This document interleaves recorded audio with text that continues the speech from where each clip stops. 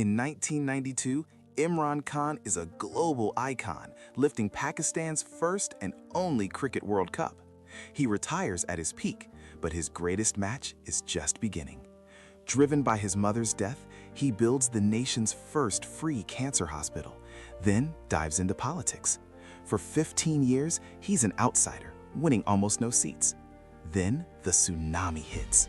Millions of young Pakistanis rally to his anti-corruption crusade, and in 2018, he finally becomes prime minister, promising a new Pakistan.